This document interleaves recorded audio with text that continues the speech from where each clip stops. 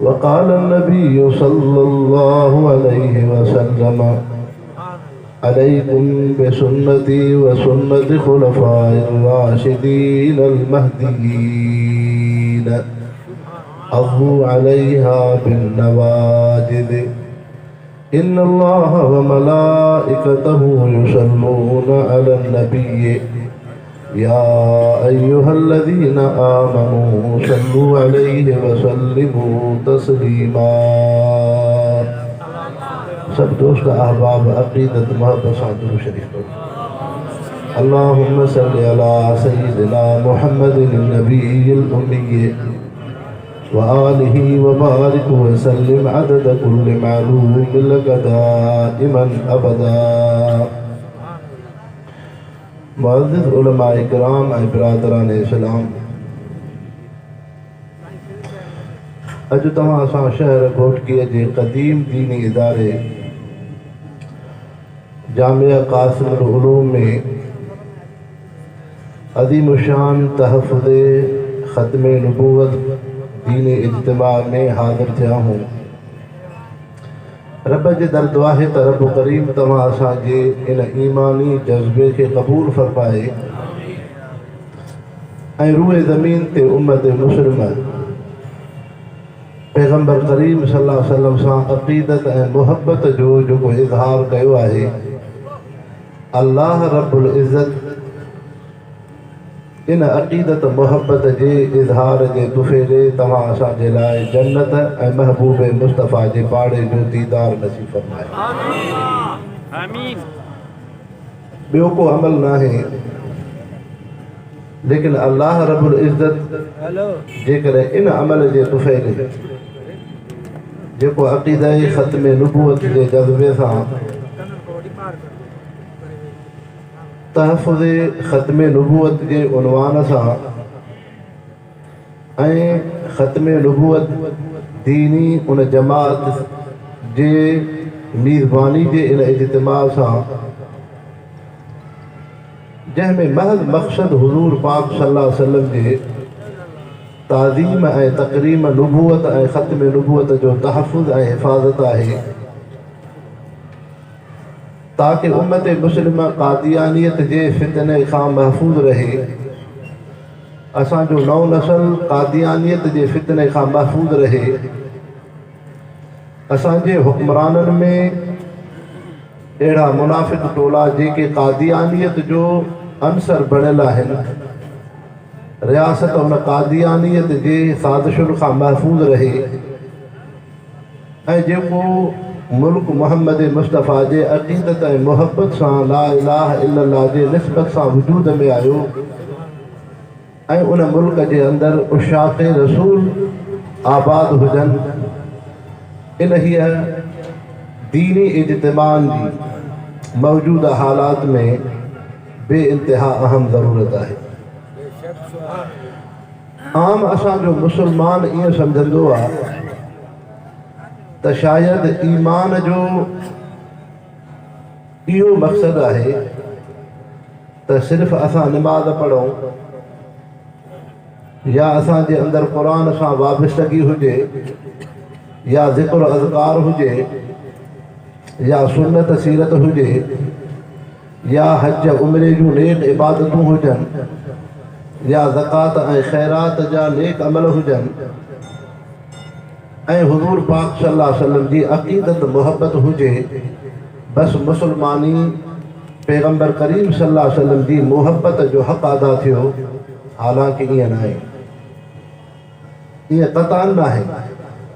हे त तव्हां असां उम्मती आहियूं, लेकिन अल्लाह रब्बुल इज़्ज़त क़ुरान मजीद जे सूरत आल इमरान में तमाम अंबिया इकराम जे रूहनि खां अल्लाह साईं वाइदो वरितो। वइज़ अख़ज़ अल्लाहु मीसाक़न नबिय्यीन लमा आतैतुकुम मिन किताबिन व हिकमा सुम्मा जाअकुम रसूलुन मुसद्दिक़ुन लिमा माअकुम ला तुअमिनुन बिही व ला तंसुरुनहु। ऐं रसूलनि जे मुक़द्दस जमात, तव्हांखे मां बराबरि रब अहकमुल हाकिमीन शरीयत ऐं हिकमत ॾिनमि, लेकिन हिकिड़ो रसूल पैगम्बर ईंदो, आखिरी ख़ातमुन नबीयीन हज़रत मोहम्मद करीम सल्लल्लाहु अलैहि वसल्लम तमाम समूरन रसूलन जी जमात तमाम अंबिया इकराम मां रब सां ब वाइदा कयो। हिकिड़ो वाइदो इहो त ला तुमिनुन बिही मोहम्मद मुस्तफ़ा ते तव्हां कलमो पढ़ंदो ईमान आणींदो। ॿियो वाइदो इहो त वला तंसुरुन उन मोहम्मद मुस्तफ़ा जो तव्हां तहफ़ुज़ ऐं उन जी नुसरत ऐं मदद बि कंदो।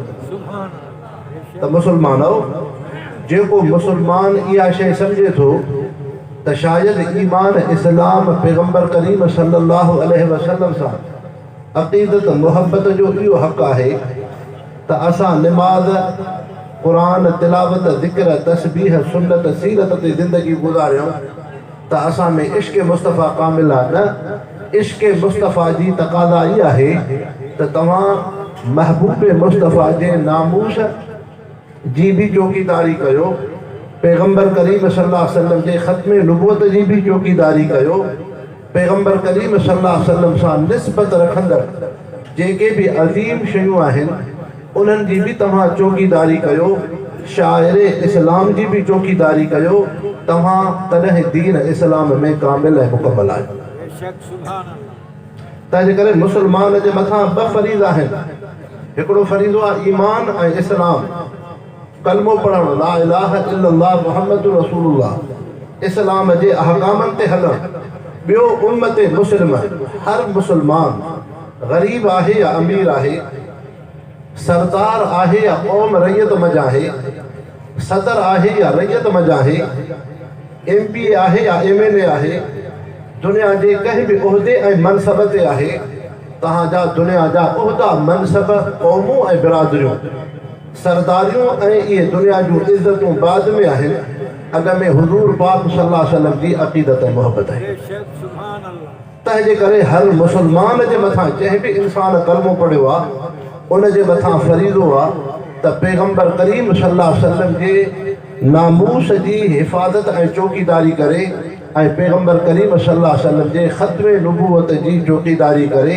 इहो हर मुसलमान जे मथां फ़र्ज़ आहे। जीअं इंसान तव्हां असांजे वजूद जे अंदरि जिस्म में हिकिड़ो इंसान हथ खां महज़ूर थो थिए त उन ते मौत न ईंदो आहे।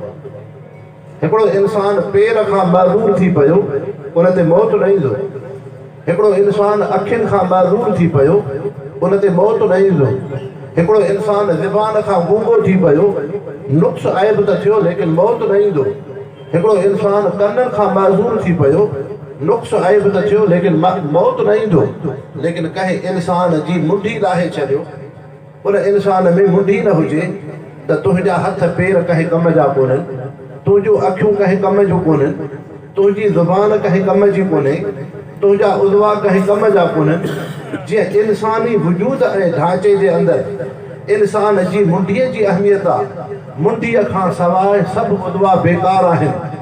तीअं जंहिं इंसान कलमो पढ़ियो ला इलाहा इल्लल्लाह मुहम्मदुर रसूलुल्लाह, ईमान ऐं कलमे खां बाद उन मुसलमान में मोहम्मद मुस्तफ़ा जी मुहब्बत भी ज़रूरी आहे ऐं मोहम्मद मुस्तफ़ा जे अक़ीदे ख़त्म नबूवत जो अक़ीदो भी ज़रूरी आहे।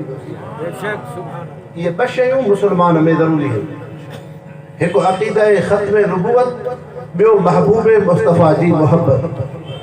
जंहिं इंसान में अक़ीदे ख़त्म नबूवत नाहे, भल नमाज़ पढ़े, भल क़ुरान पाक पढ़े, भल सुन्नत सीरत ते हले, भल ज़कात उमरो करे, भल इस्लाम जे अहकामनि ते हले, भल पूरी ज़िंदगी इबादतूं करे, काई इबादत उन जी अल्लाह वटि मक़बूल नाहे बल्कि मरदूद ऐं मलून आहे। जेसीं ताईं उन इंसान में अक़ीदे ख़त्म नबूवत नाहे। जीअं इंसान जा उज़वात आहिनि, हथ पेर त सही अथसि, अखियूं ज़ुबान त सही अथसि, लेकिन उनखे मुंडी नाहे, इहे उज़वा कंहिं कम जा कोन्हनि। जीअं मुंडीअ खां बाद तुंहिंजा उज़वा ख़ूबसूरत लॻंदा, तुंहिंजे उज़वनि में कमाल ईंदो, ईअं अक़ीदे ख़त्म नबूवत मोहम्मद मुस्तफ़ा जी मुहब्बत खां बाद तुंहिंजी नमाज़ बि रब वटि क़बूल, तुंहिंजो रोज़ो बि रब वटि क़बूल, तुंहिंजो इबादतूं बि रब वटि क़बूल। तुंहिंजो दुरूद बि रब वटि क़बूल, तुंहिंजो अमल बि रब वटि क़बूल। जीअं इंसान जे वजूद में मुंडीअ जी अहमियत है, ईअं दीन इस्लाम में अक़ीदाए ख़त्म नबूवत जी अहमियत आहे। अक़ीदाए ख़त्म नबूवत जी अहमियत आहे। ऐं इंसान हुज़ूर पाक सल्लल्लाहु अलैहि वसल्लम जन उहे कामिल मुकम्मल हस्ती आहिनि जंहिंजो अल्लाह रब्बुल इज़्ज़त नाले जे अंदरि इंतिखाब अहिड़ो फरमायो जो पूरनि अंबिया इकराम में अहिड़ो मुक़दस नालो ई कोन्हे जेको महबूब मुस्तफ़ा जो नालो मुबारक मुहम्मद करीम सल्लल्लाहु अलैहि वसल्लम। मुहम्मद जे लफ़्ज़ में 3 अखर आहिनि, हा मीम दाल, मादो हमद आहे, उनजो मादो आहे हम्द।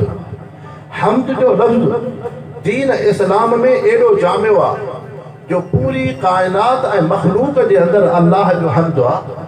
आसमाननि जी मखलूक अल्लाह जे हम्द में, ज़मीननि जी मखलूक अल्लाह जे हम्द में। एतिरे क़दुरु क़ुरान पाक जी जॾहिं इब्तिदा थी त शुरूअ में आयो अल्हम्दुलिल्लाहि रब्बिल आलमीन, इते बि हम्द जो लफ़्ज़ आयो। जॾहिं जन्नती इंसान जन्नत में वेंदा आख़िर दावाना अल्हम्दुलिल्लाहि रब्बिल आलमीन, उते बि रब जो हम्द आहे।